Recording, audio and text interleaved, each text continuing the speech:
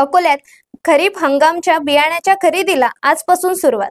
यंदाच्या खरीप हंगामासाठी शेतकऱ्यांना बियाण्याची उपलब्ध करून देण्यात आले आहे।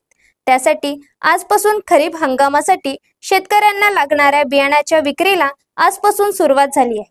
गतवर्षी शेतकऱ्यांना कपाशीचे व त्यांच्या पसंतीचे बियाणे मिळण्यासाठी प्रचंड संघर्ष करावा लागत होता, पण यावेळी शासनाने अजित 155 हे कपाशीचे बियाणे उपलब्ध करून दिले आहे। तया अजित 155 ला शेतकऱ्यांनी आजपासून खरेदीला सुरुवात केली आहे। तर ज्या शेतकऱ्यांनी आज बियाणे खरेदी केली आहे त्यांना टोपी आणि दुपट्टा देऊन सत्कार करण्यात आला आहे। तर जिल्ह्यातील बियाण्याचा काळा बाजार रोखण्यासाठी जिल्हा कृषी अध्यक्ष कार्यालयाकडून 8 भरारी पथके गठीत करण्यात आली असल्याची माहिती जिल्हा परिषदचे कृषी अधिकारी तुषार जाधव यांनी दिली आहे।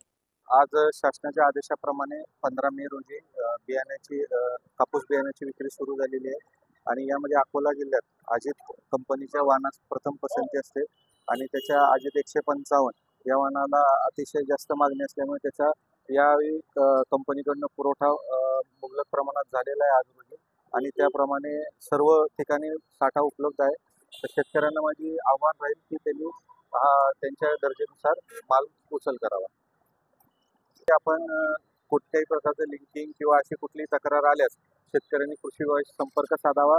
यासाठी आपण जिल्हा स्तरावर 1 आणि तालुका स्तरावरती 1 असे एकूण 8 पथकं स्थापन केलेले आहेत आणि त्यांच्या मार्फत आलेल्या तक्रारीची शहानिशा करून त्यावर कारवाई करण्यात येईल।